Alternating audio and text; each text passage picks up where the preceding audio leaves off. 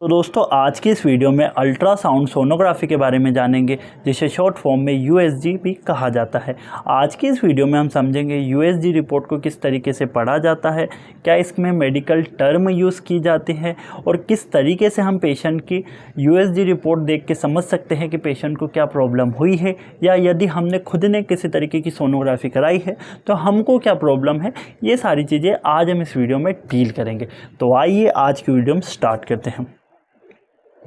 तो हम कभी सोनोग्राफी कराने जाते हैं या कभी किसी पेशेंट की सोनोग्राफी रिपोर्ट देखते हैं तो उसमें दो कॉलम मोस्टली देखने को मिलते हैं। एक होता है ये जो इमेज वाला होता है ब्लैक एंड वाइट, और एक होता है थ्योरी पोर्शन।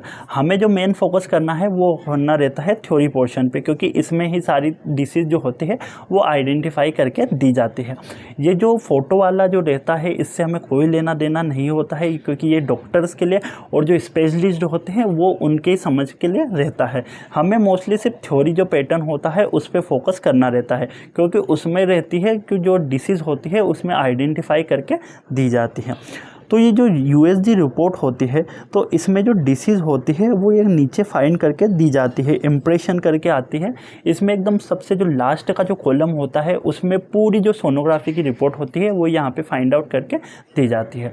आज की इस वीडियो में हम एब्डोमेन की सोनोग्राफी के बारे में समझेंगे कि एब्डोमेन में कौन कौन से ऑर्गन्स होते हैं और उनकी सोनोग्राफी होती है तो उनमें कौन सी मेडिकल टर्म यूज़ की जाती है।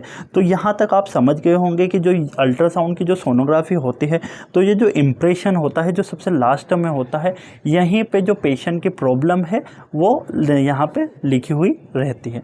तो अब हम इसको मेडिकल टर्म में इनके सब जो प्रॉब्लम्स लिखी रहती है उनको हम समझते हैं। आज की इस वीडियो में हम सिर्फ एब्डोमेन की सोनोग्राफी के बारे में जानेंगे। तो हम पहले समझते हैं कि व्हाट इज़ एब्डोमेन अल्ट्रासाउंड। जो एब्डोमेन अल्ट्रासाउंड होता है उसमें कौन कौन से ऑर्गन्स होते हैं जिनको अल्ट्रासाउंड किया जाता है। तो इसमें मोस्टली 6 ऑर्गन यानी 6 ऑर्गन्स होते हैं जिनको अल्ट्रासाउंड किया जाता है। पहला होता है लीवर, दूसरा होता है गॉल ब्लैडर, तीसरा होता है स्प्लीन, चौथा होता है पेंक्रियास, उसके बाद होता है इंटेस्टाइन और किडनीज। ये जो 6 ऑर्गन्स होते हैं इनको अल्ट्रासाउंड जो एब्डोमेन का अल्ट्रासाउंड किया जाता है उस टाइम पे लिया जाता है। और उसके बाद कुछ ब्लड वेसल्स भी होते हैं, उनको भी फाइंड आउट इसमें किया जाता है। तो ये होते हैं मतलब जो एब्डोमेन के अल्ट्रासाउंड में इन ऑर्गन्स का अल्ट्रासाउंड किया जाता है। अब हम एक पर्टिकुलर ऑर्गन की समझते हैं कि एक एक ऑर्गन में कौन कौन से मेडिकल टर्म यूज़ किए जाते हैं। तो सबसे पहला होता है लीवर। लीवर में मोस्टली 3 तरीके के टर्म यूज़ किए जाते हैं। पहला होता है हेपेटोमेगली, इसका मतलब होता है इनलार्ज लीवर। अगर यूएसजी रिपोर्ट में इम्प्रेशन में ये लिखा हुआ होता है हेपेटोमेगली, इसका मतलब होता है इनलार्ज लीवर, यानी जो पेशेंट होता है उसका जो लीवर हो गया उसका इनलार्जमेंट हो गया, लीवर बढ़ गया है। दूसरा जो टर्म अगर देखने को मिल सकता है तो स्टोसिस, इसमें क्या होता है फैटी लीवर डिसीज। अगर स्टोसिस लिखा हुआ है इम्प्रेशन में सबसे नीचे तो उसका मतलब है कि पेशेंट को फैटी लीवर की समस्या है, मतलब जो लीवर होता है उसके ऊपर फैट देखने को मिल सकता है। तीसरा है सिरोसिस। सिरोसिस का मतलब होता है chronic infection and fatty liver. Cirrhosis जो एक लीवर की सबसे लास्ट स्टेज हो जाती है, इस पर क्या होता है लीवर के ऊपर एक परत से जम जाती है और एक लीवर का जो कलर होता है, टेक्सचर होता है, वो सारी चीज़ें चेंज हो जाती है, जिस तरीके से आप ये फ़ोटो में देख सकते हो। तो अगर लीवर से रिलेटेड किसी भी तरीके की प्रॉब्लम होती है तो ये 3 प्रॉब्लम हो सकती है। पहला है हेपेटोमेगली, जिसका मतलब होता है इनलार्ज ऑफ लीवर। सेकंड होता है स्टेसोसिस, जिसका मतलब होता है फैटी लीवर डिसीज। और तीसरा होता है सिरोसिस, जिसका होता है chronic infection and fatty liver. तो ये अगर सोनोग्राफी की रिपोर्ट में इम्प्रेशन में ये अगर 3 चीज़ें लिखी है तो आप समझ सकते हो कि पेशेंट को लीवर से संबंधित कोई बीमारी है। उसके बाद बात करें कि किडनीज़ के बारे में, कि किडनीज़ में क्या क्या टर्मिनोलॉजीज हो सकती है। तो किडनीज़ में मोस्टली 2 होती है। पहली होती है हाइड्रोनेफ्रोसिस, इसका मतलब होता है फ्लूइड इन किडनी। यदि किडनी में फ्लूइड एक्यूमुलेशन हो गया है तो उसका मतलब होता है हाइड्रोनेफ्रोसिस। यदि इम्प्रेशन में हाइड्रोनेफ्रोसिस लिखा है तो आप समझ जाना कि पेशेंट्स को जो किडनीज़ होती हैं उनमें फ्लूइड का एक्यूमुलेशन हुआ है। दूसरा है इसमें नेफ्रोलाइटाइसिस, इसका मतलब होता है किडनी स्टोन। जो नेफ्रो मतलब होता है किडनी, और लाइथाइसिस का मतलब होता है स्टोन। इसका मतलब होता है कि अगर ये टर्मिनोलॉजी लिखी है तो पेशेंट को किडनी स्टोन हुआ है। उसके बाद जो हम तीसरे ऑर्गन की बात करें तो वो है गोल ब्लैडर। गोल्डन ब्लैडर में क्या, इसमें भी दो टर्मिनोलॉजीज यूज़ की जाती है। पहली होती है कोलिसिस्टाइसिस, इसका मतलब होता है इन्फेक्शन इन गोल ब्लैडर। अगर गोल ब्लैडर में किसी तरीके का इन्फेक्शन हुआ है तो उसका मतलब होता है कोलिसिस्टाइटिस। गोल ब्लैडर जिसे पित्त की थैली भी कहा जाता है। तो यदि सोनोग्राफिकल रिपोर्ट में लास्ट में कोलिस्टेटिस लिखा है तो इसका मतलब है इन्फेक्शन इन गोल ब्लैडर, कि गोल ब्लैडर में किसी तरीके का इन्फेक्शन हुआ है। दूसरा है